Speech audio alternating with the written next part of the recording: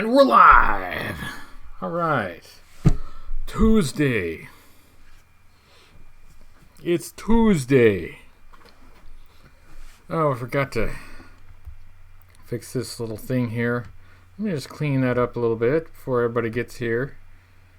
Everybody on the replay will see me fixing my windows here. But let's see. I needed to go over here and make sure I'm there. Hey Byron, how you doing? Nice to see you. Glad you're here. Looks like we are live. Looks like my audio is working. Marcel says greetings from the Netherlands. Greetings Netherlands from the United States. Hello Sparkster. James White. Leah, nice to see you. Thanks everybody for showing up. I'm not going to lie, I'm really tired today, and I have to travel tomorrow, so it may be a little, low key this evening, maybe a low energy live stream. Hello, Transformers and Video Games, how you doing? Chris Mc83, hi Gaz, an action figure expert, how do you do? I'm enjoying a brewski with my Rise of Cobra beer snuggie that Brandon sent me. Hello, Brandon Knight. Speaking of Brandon, how do you do? Jedi DB. Hey, guys. Everybody showing up at the same time. Cobra Viper.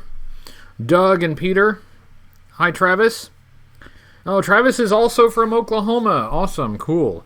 The weather has threatened to be decent, but then has occasionally gotten warm again. So, someday fall may arrive in Oklahoma. Maybe. Or maybe it'll just be summer forever. That's always a possibility, too. Hello, Painted Plastic.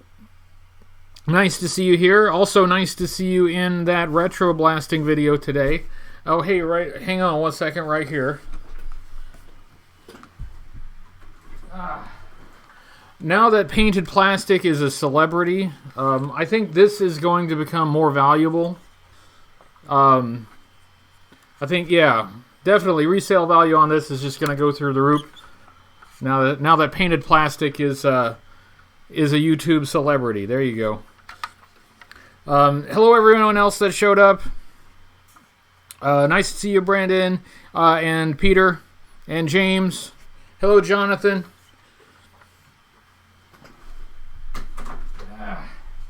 Keeping that where it goes. All right. Glenn, that is an awesome custom, and Painted Plastic right there is the one that did it. It does excellent work. Hello, Woodman29 and Trek Reviewer. Howdy ho. Hi, Sean. All right, everybody's here. I gotta confess, I didn't really have much of an agenda. I can explain though. Work has been really crazy, and it's gonna get crazier for a little while. So I've been working a lot is the short answer. So long day, long week. It's only Tuesday, but it's still already been a long week. And tomorrow there's another long day, and then after that long day I get to travel. So it's busy. It's busy. So. Rob says ahoy from frigid Missouri. Hello, Missouri from the United States. I guess at least it's frigid somewhere.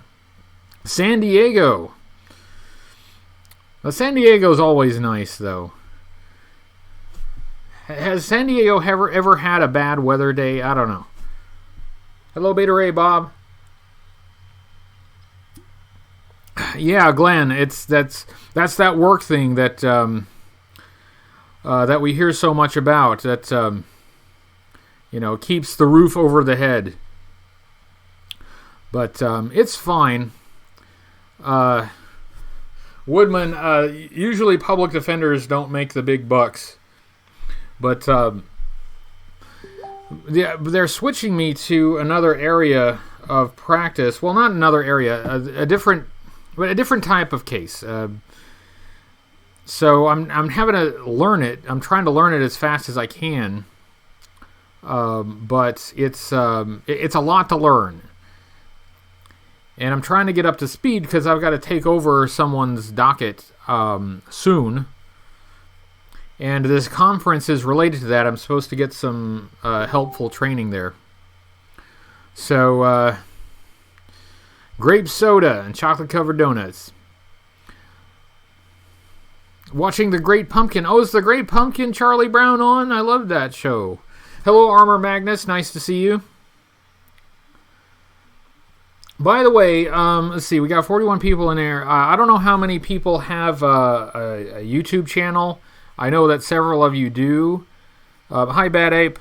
I know several of you do. I'm trying to put together something that's a surprise for another YouTube channel, and I can't post publicly about it because I don't want to spoil the surprise. But I'm trying to contact people individually who have YouTube channels and who might want to participate, and I've been able to get a hold of some people. So my apologies for being vague, but if you have a YouTube channel and you could send me a private message, I'll let you in on what I'm working on. I just can't say it because I would spoil the surprise. And it'll be a little bit complicated for me to get to your private messages because I will be at a conference for the next couple of days and will not be able to check my messages as frequently. But still, if that's vague enough for you, and if you have a YouTube channel, send me a private message and I'll explain. But yeah, I'm working on something. Trying to work on something that hopefully will be a nice surprise for another YouTube person.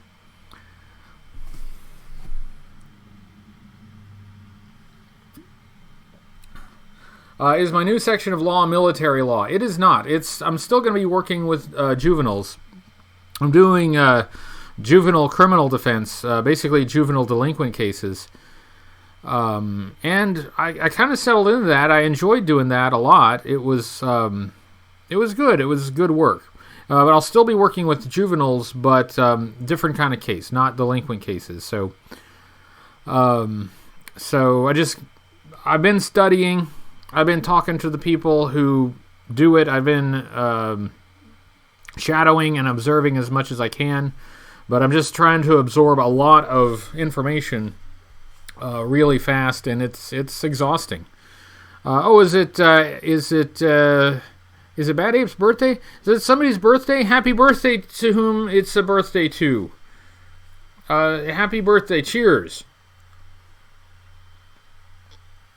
All right, Peter, thanks for stopping by. Enjoy your meal. Have a nice dinner. G.I. Joe fan, thus an expert in military matters. Yeah, I think it would be great if it worked that way. Hello, Robert Monty. Good to see you. All is well so far. Bad Ape says, when I was a kid, I got arrested and went straight to probation. That's a lot of cases end up that way. I don't know how it is in every state, but in our state, there's the law requires certain things. I won't go into it.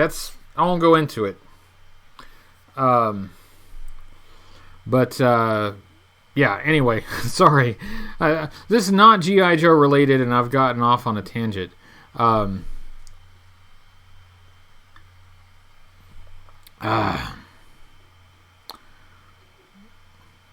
Leah was in juvenile court. So we're finding out who all the delinquents were, huh? I'm just kidding. Something about Jedis. I'm missing some of the conversation, so sorry about that. I was even thinking maybe we could do a story time, but I don't know if I'm up to reading. Yeah, I might read myself to sleep. How's the new? Oh yeah, it's still there. And can you believe this? This stuff hasn't washed off yet. It's amazing.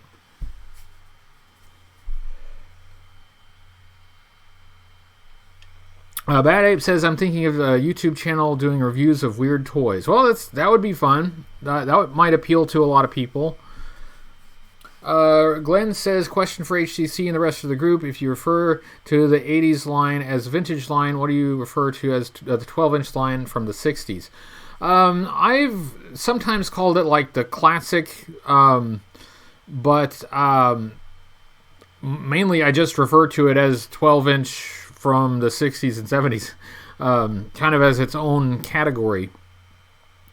I think some collectors, at least before 3 3/4 inch Joe took off, referred to that line as vintage.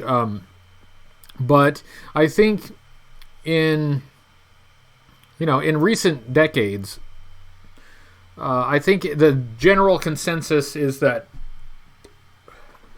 the 1982 to 1994 is what we are. It's a term of art. We just call it vintage, and as long as everybody uses the word to refer to the same thing, then it's fine.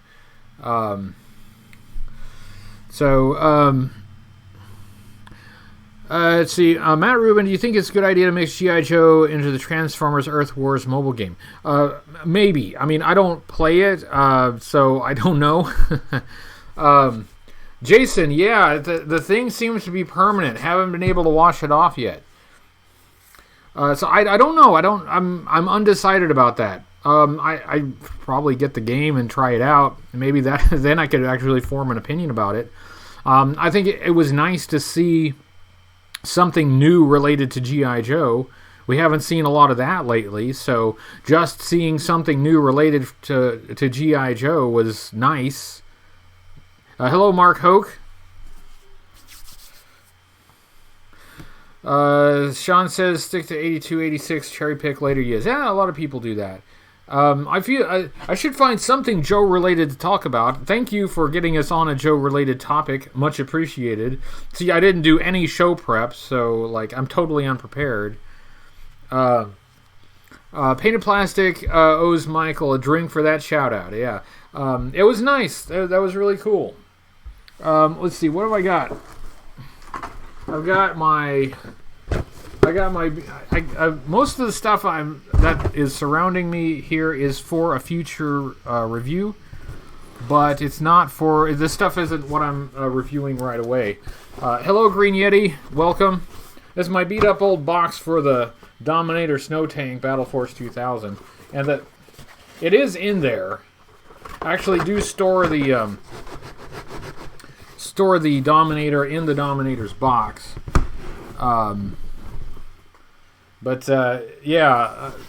So hey, right there, G.I. Joe content on YouTube. You can see it for yourself. G.I. Joe. Mike, did you watch any panels from CoilCon? I've got to catch up. I watched one, the one that Mike Irizarry from What's on Joe Mind did, but because of my work week, I'm a little behind. So I really wish I could have been at CoilCon. It looks like a lot of fun, and I was really excited to see the news come out and or come from it and see people's photos from the con. But I just couldn't be there. But yeah. I've been so busy, I haven't been able to keep up with everything, and so I'm hoping to catch up maybe this weekend. Hello, MCDJ ACDC. Howdy do.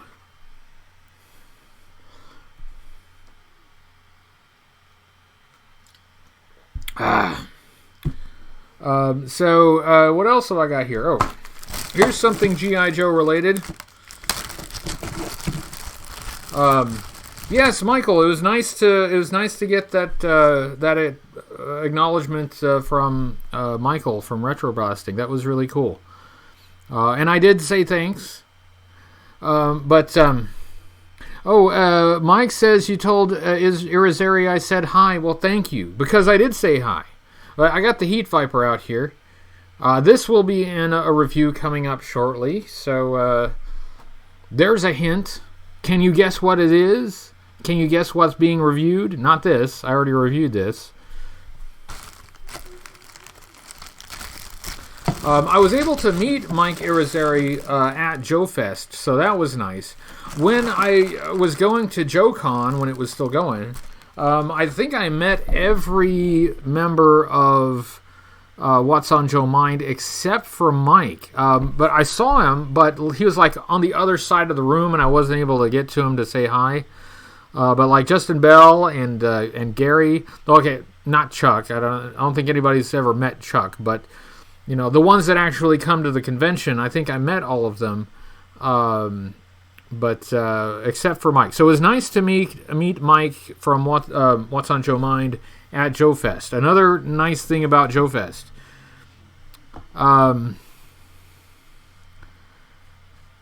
Scary putting the rocket launcher in that Viper's hands. That's true. And I was trying to.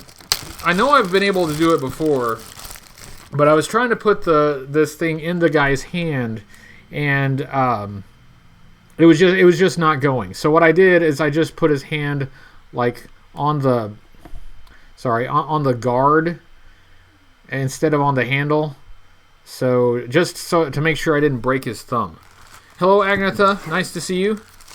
Am I taking some time off around Christmas time? Yes, I am.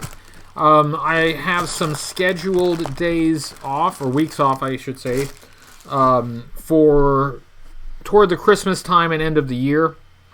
I may still have some small videos for you that go up during those times, but I'll prepare all those in advance. But I will be taking a little time off around Christmas, at least time away from the regular reviews. Knight versus Alley versus Range Viper. Now there would be a battle. That would be a heck of a battle. Oh, James, yeah, the custom breaker. Yeah, speaking of customs, hang on a second. Custom breaker. Now this is cool, and if I hadn't been so busy this week, there was something I wanted to do with this figure. I wanted to set him and photograph him with Grunt version 2 and Clutch version 2. But yeah, dig this. It's now he's got Clutch's head, but you know that could be changed easily. But with the accessory pack,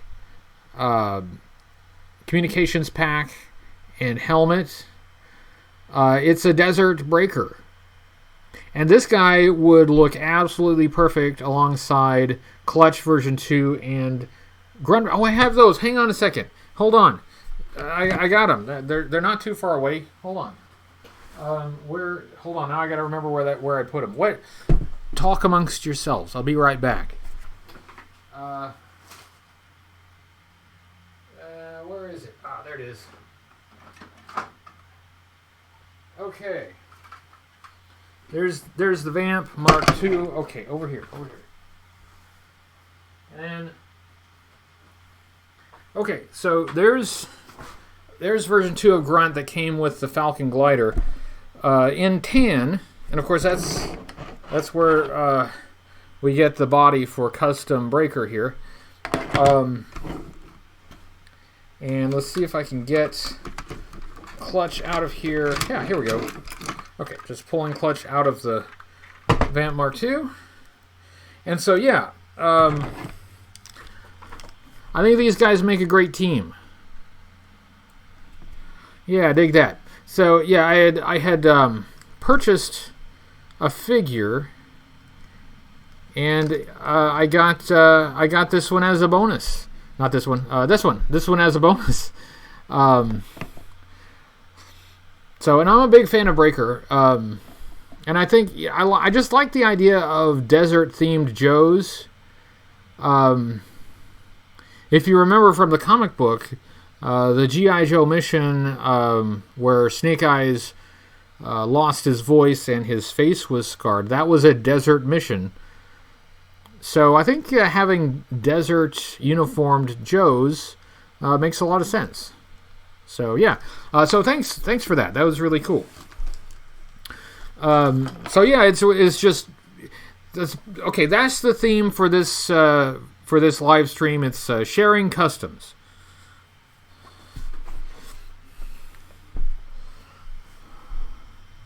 Let's see, Roguish Paladin is not in Hot Potato. I don't think, but some. Wasn't there a comic profile where Breaker was in the desert? It wasn't Breaker in Hot Potato. It was Rock and Roll, Scarlet, and Snake Eyes. And now you're going to make me think. Didn't Breaker die with the Joes in the Benzene War? Am I misremembering that? Because I thought Breaker died in that desert war.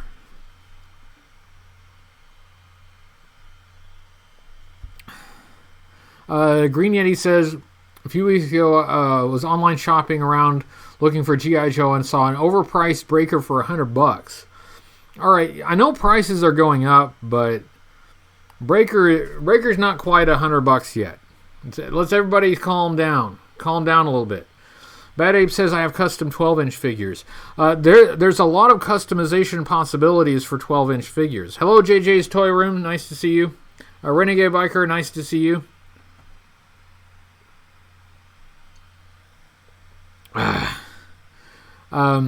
So yeah, prices on vintage figures, I think they are getting maybe a little out of hand, but some people are maybe a little overly enthusiastic. There's Joburg. Hello, Joburg. Mission Snake Eyes got burned on was in the desert, but they were wearing green. Yeah, that's true. The comic book had the colors green, which I guess, like, you know, why bother recoloring it, right? They're army guys, right? So they wear green. I'm not sure what... let's see. That mission was based on the Delta Force mission. And I'm not sure what Delta Force would have been wearing back then. But it might be something that... I'm curious about it. I might have to see if I can find out. I might have to look that up. That's right. Joburg's in the house.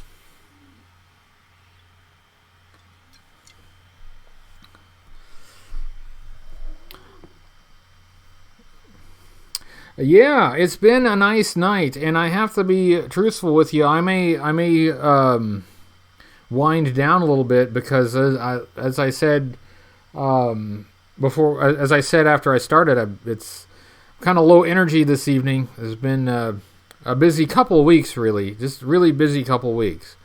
Well, more than a couple of weeks. It's a busy time. It's been a busy month. Let's give it that.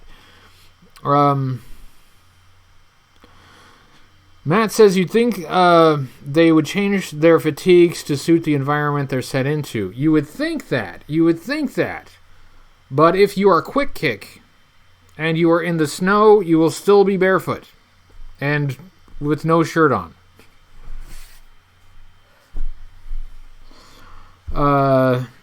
Trek viewer, interesting to see a desert-colored Snake Eyes. Yeah.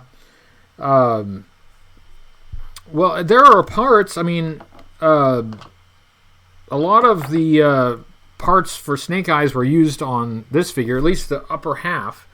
You'd have to paint the rest of the figure, but you could make a desert Snake Eyes, I think. Yeah, tough as nails.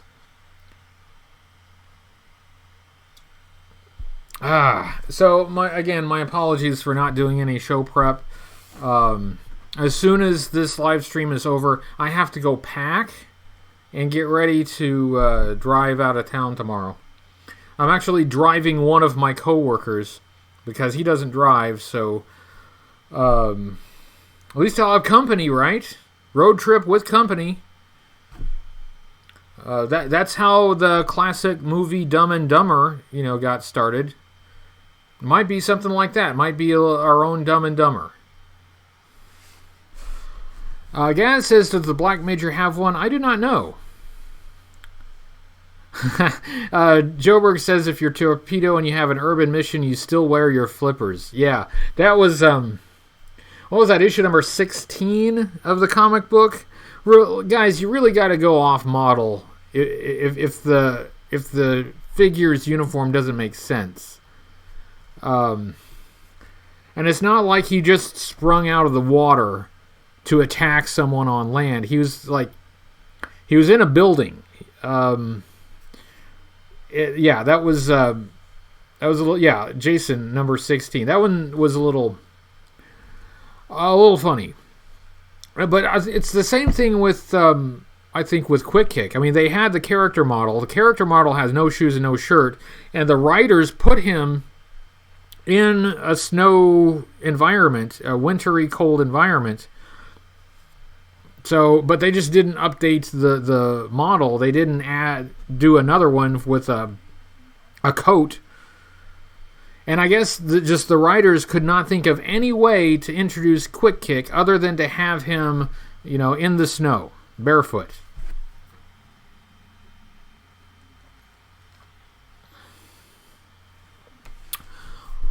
That's right. They did eventually give him fatigues. I want to say, what issue was it? It was like yearbook number 3.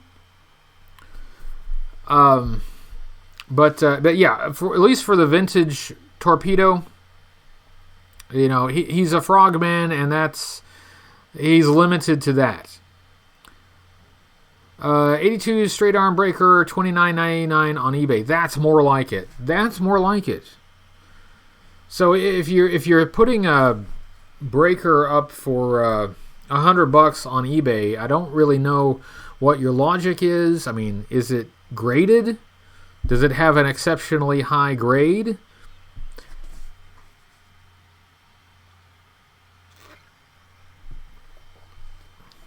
He kicked Storm Shadow's rear end in that episode. Well, obviously, the guy is tough enough to walk around in the snow without shoes and a shirt.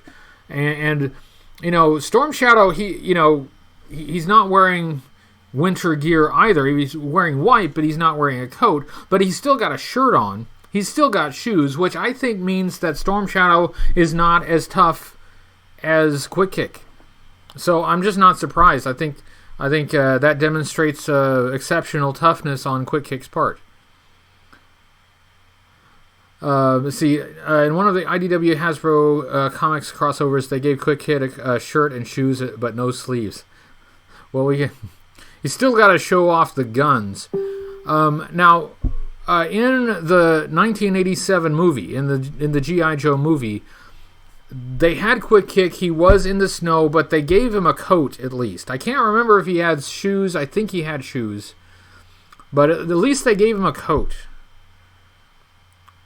So, but hey, that might explain what happened to his nipples. He just got frostbite. That's frostbite. That's why he got no nipples.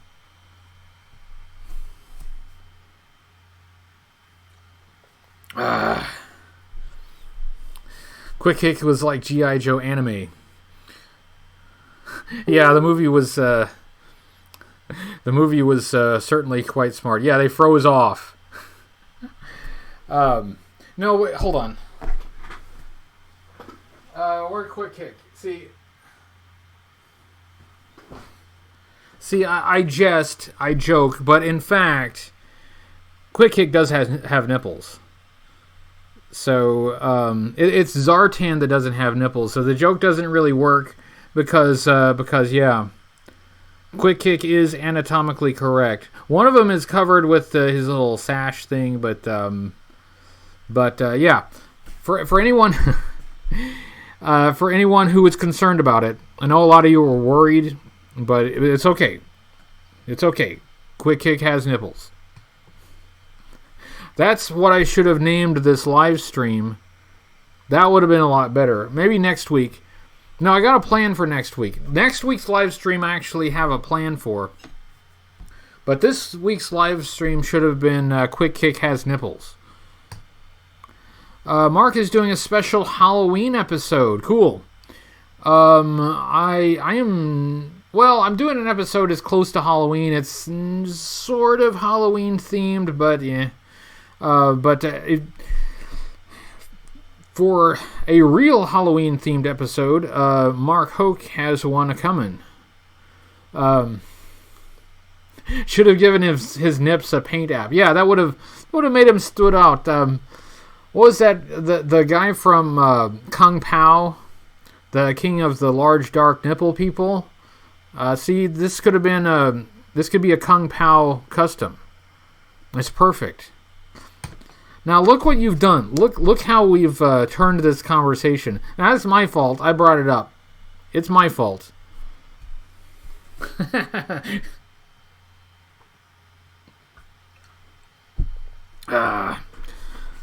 All right. So, was Merkline nipple averse? I don't know. I think we should ask him. I think he needs to be invited to Joe Fest, so we can have. He needs to have a panel where he specifically talks about nipples. I think that would be highly informative.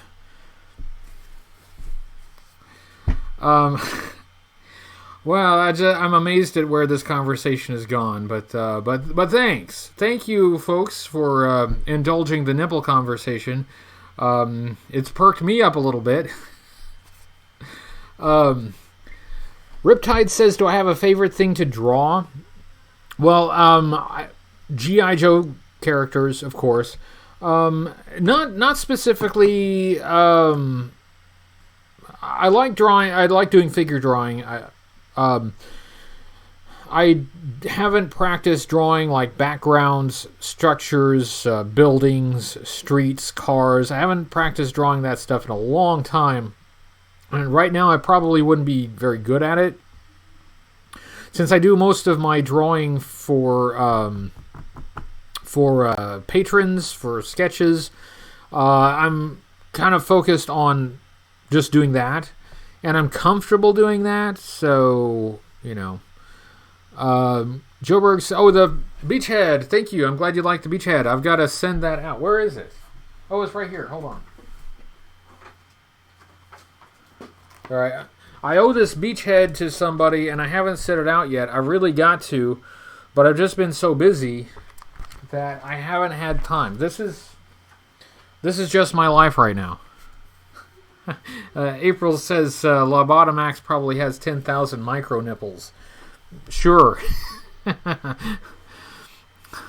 My favorite thing to draw is Joe characters, in various states of undress. This replay is totally getting demonetized, guys. There's no way I can say nipple that many times and not be demonetized. Love you, YouTube. Thanks for all you do.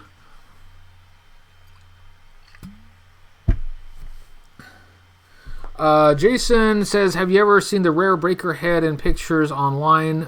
Does that look legit? All right, good topic. I have seen it. I believe they had it at one of the JoeCons. Joe Declassify had it. It is legitimate. That is real. It requires some explanation, though. Before the 1982 figures were launched, they had planned for each of the figures to have unique head sculpts. But that was cut. They cut that idea because it's cheaper to just reuse the same head sculpts. So we got what we got. Like, we got... I don't have them here, but we got, like, Grand Slam and Grunt have the same head. And so does Zap, and then, Short Fuse and Hawk and Flash, they all have the same head. So we got a lot of reused heads, okay? And as you know, in 1983, they reissued the 82 characters, but added the swivel arm battle grip, okay? So there was a plan to reissue the same 1983 swivel arm figures of the 82 characters, but actually give them individual head sculpts. All right, that was an idea that they were thinking of doing for 1984. And it got as far as putting together samples, like sealed, carded samples of these figures. It's the 82 characters, but it's with the 1983 articulation, but it's with individual head sculpts. And so you have Breaker without a beard, you have Zap with a mustache, I've seen one with short fuse, but his hair has more detail in it. So those are real. Those are legit. But they were never released. Okay? Those came from former Hasbro, a former Hasbro employee who, like, years later found them in his stuff. They were never released. I think those were made to... there might have been sales samples. But... a few of them have turned up, right? A few of them have been found. And so now we can see what might have been. I think it was canceled because Hasbro had the idea that, like, they released these characters in 82 and in 83, and they didn't think that kids would buy them if they re-released the same characters for yet a third year and, with different heads. I probably would have, but... by 1984, a lot of kids probably would have moved on. They want Zartan. They want Duke. And they may not have wanted a Breaker with a new head. So Hasbro scrapped the idea. They never released them. But still, it's really cool to see what might have been. It is really cool to see Breaker with, looking more like Breaker from the comic book.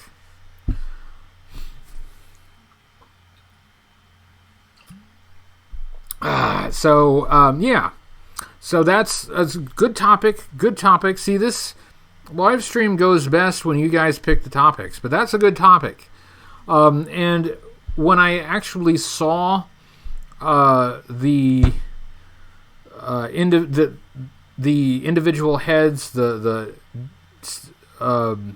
individual head sculpts on the 82 figures at Joe Con, at the Joe Declassified booth, it was almost overwhelming. I had to kneel down and just look at them for a while.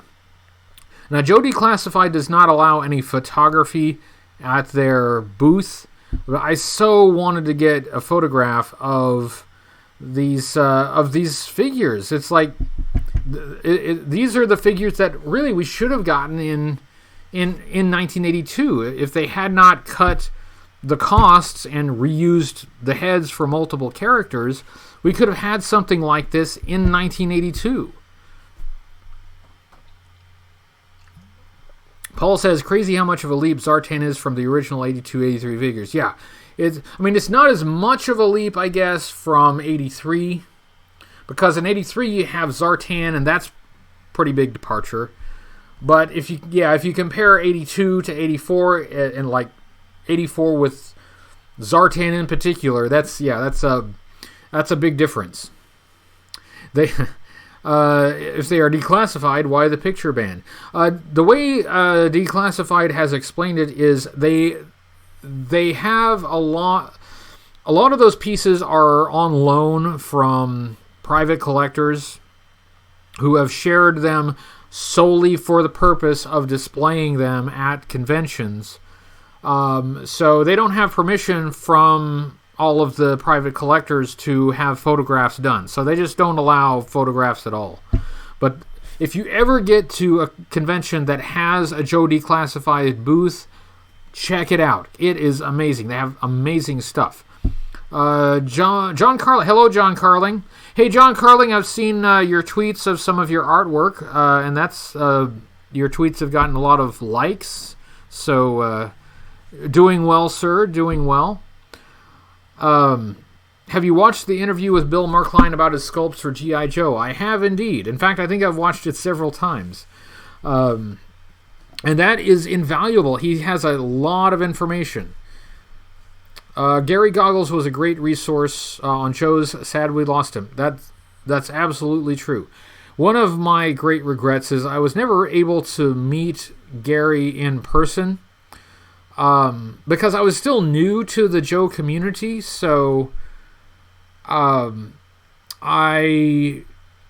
didn't really know about him, but between Joe Cons, whichever one it was, like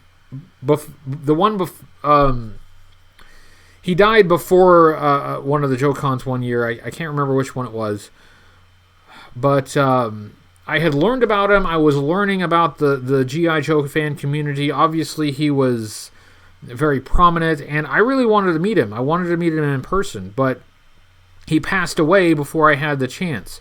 And so, I donated to his family at JoeCon. I got the scarf that they were offering, and I just feel bad for his family that he was lost at such a young age, and I regret not being able to meet him. So that was a big loss. That was a big loss.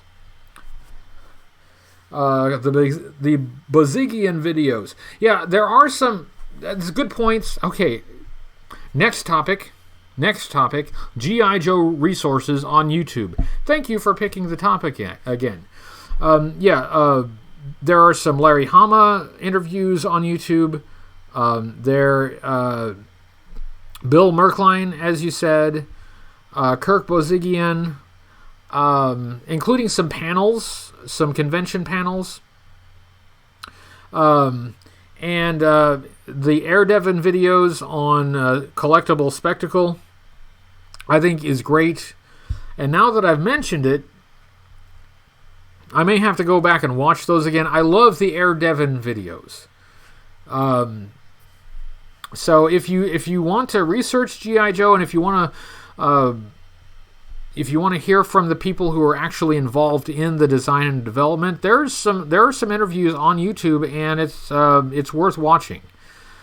3D Joe's has a great interview with Larry. Yes, and 3D Joe's does great work. Just generally, 3D Joe's a great website.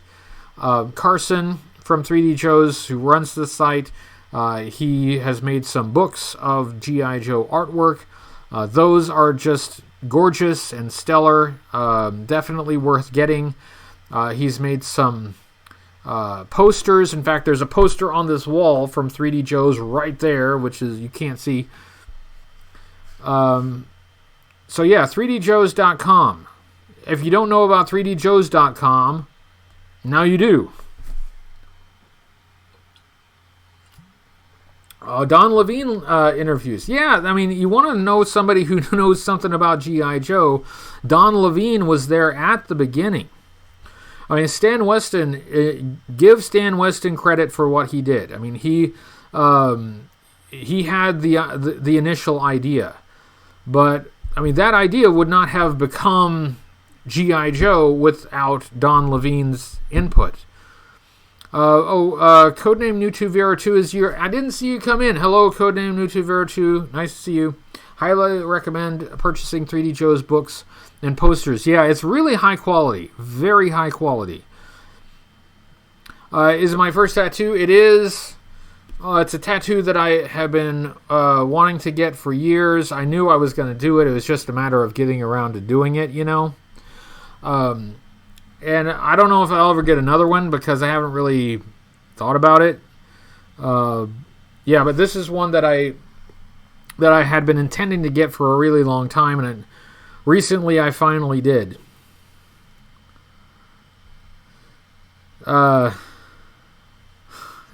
Thanks, Renegade Biker. That's funny.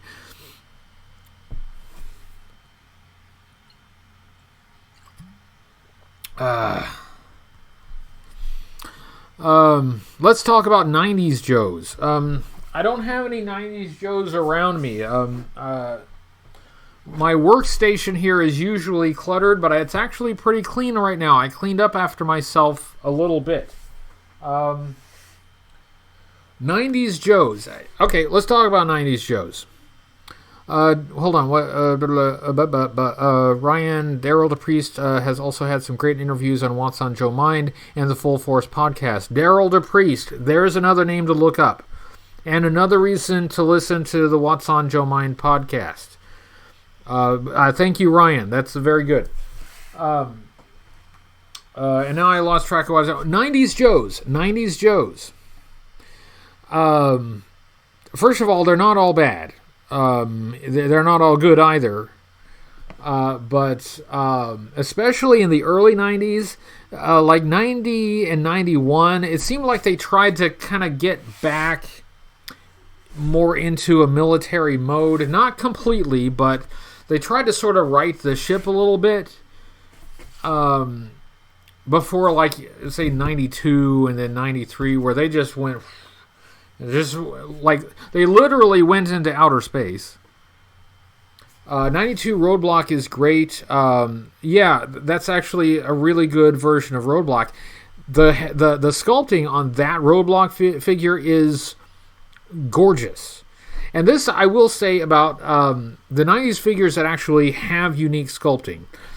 I have to qualify that because a lot of 90s figures reused a lot of parts from 80s figures, but the 90s figures that actually had their own sculpting, the sculpting on a lot of it is really sharp, really sharp.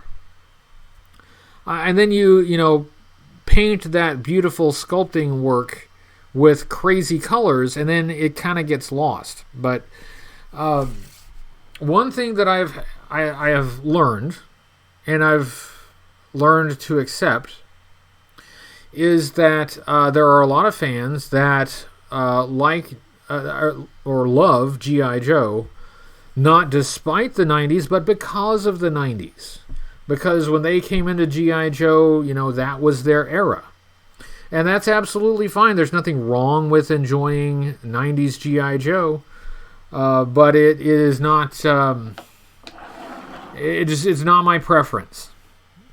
But even saying that, there's some good stuff in the 90s, and there's some good stuff each year. There's some good stuff each year in the 90s. It's like it's not like everything went entirely bad in 93 and 94. Hold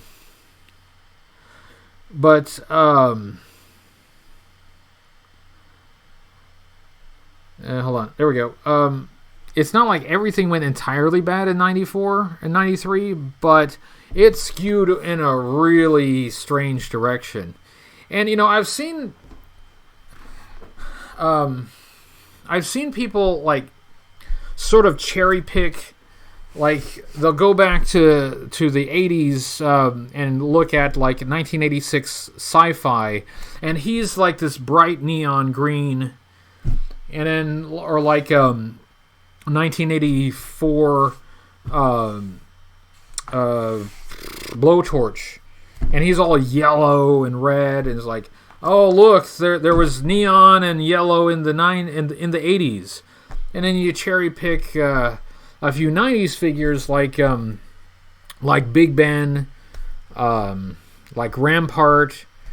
And then you can make the 90s look like, oh, there was all this military stuff in the 90s. And yeah, if you cherry pick like that, you can find 90s looking stuff in the 80s. You can find 80s looking stuff in the 90s. But if you look at the whole picture, if you look at everything, in context, there's a difference. And even though the 90s had some really sweet military-looking figures, it had a lot of that neon, a lot. And even though the 80s had some crazy colors and even some really weird figures, it also had, the more military grounding that 80s fans enjoyed and appreciated. So, to me, you got to look at the whole big picture. You can't just cherry pick. Hold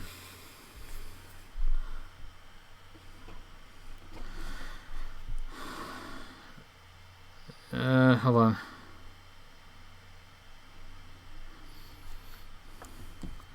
Bulletproof was a great figure. There are some excellent figures in the 90s. And like I said, all through the 90s. And next year, warning, next year we're going to be looking at a lot of 90s stuff. we just have to get through a lot of it, okay, guys? We can get through it together. We can get through it together, but we've got to. But when I'm looking at something like Big Ben, I really don't mind. I mean, there's some really good and fun figures to look at. So it's really not all bad. And for you 90s fans, when there's something good out there, I do try to point it out. I give credit where it's due.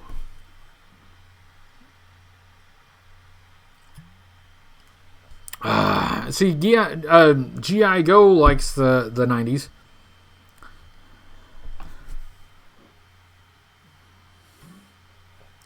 Colonel Courage, 1990s Shockwave. Yeah, see, you guys know what you're talking about. You guys know the best ones. Crimson Guard Immortal. That's a classic. Let's see. Bad Ape says, will you review the 90s 12-inch Hall of Fame figures? I haven't really decided. I have thought of maybe a lot of the Hall of Fame figures kind of parallel some of the 3 3/4 inch figures. So if I have the Hall of Fame figure, I might just like do a compare and contrast to the 3 3/4 inch version. Like there's a 12-inch version of the Stalker that I did, the Talking Battle Commander Stalker, and I have it, but I didn't have it complete enough to like include it in the review. But I might look at them in that context sometimes. Cesspool helmet and uniform. Cesspool is definitely unique.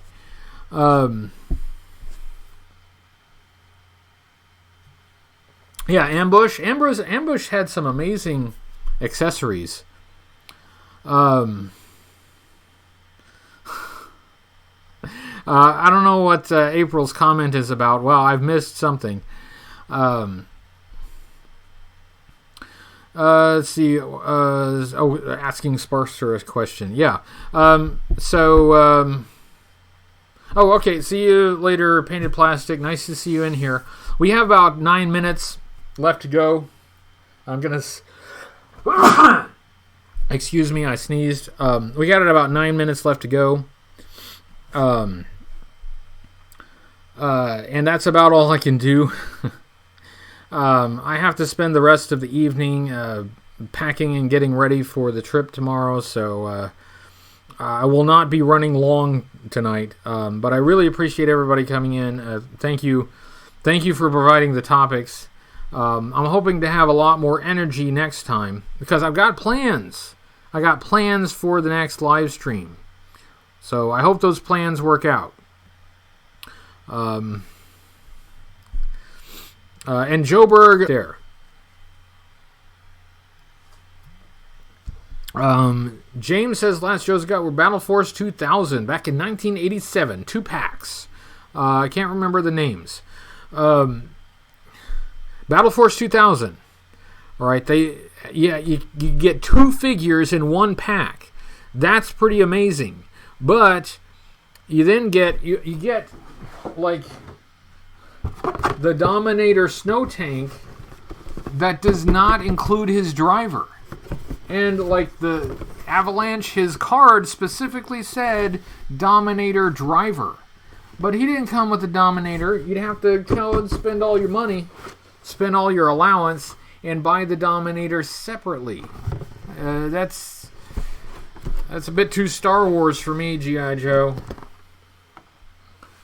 And Brandon liked Eco Warriors, Ozone. Ozone, really, the Eco Warriors in general had pretty good sculpting. I think the colors are what a lot of people have issues with. The Battle Force 2000 line was weird. It was. It was peculiar. It had some. It was quirky. It's hard to figure out exactly where it fits in the larger G.I. Joe line. It's unique. It's definitely unique. Let's see. Peter Ang made 2 non-G.I. Joe characters, Wily Kid and Wily Cat. Name reference for non-G.I. Joe characters from the cartoon and comics. Okay. Who were Battle Force 2000 fighting? Well, they were supposed to be fighting. Let's see if it's on here. No, it's not on here. Yeah, of course, because it wasn't out yet. They were supposed to be fighting the Iron Grenadiers, but they never did.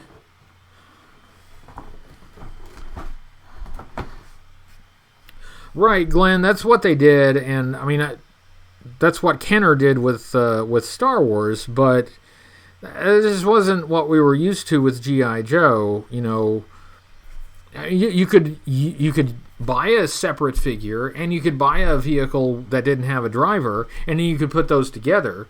But if you have a figure that is specifically supposed to be the driver for a specific vehicle, then usually those two would, they'd be packaged together. So that little experiment of selling the drivers separately, it didn't last long. But yeah, that was, at least for G.I. Joe, it was unique to Battle Force 2000. Battled children's interests.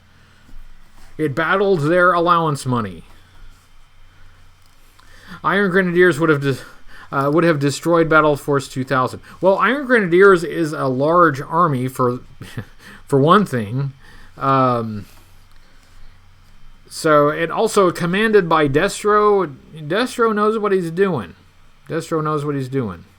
Thank you, Woodman. I will try to have a safe trip. I'll try to make it back in one piece.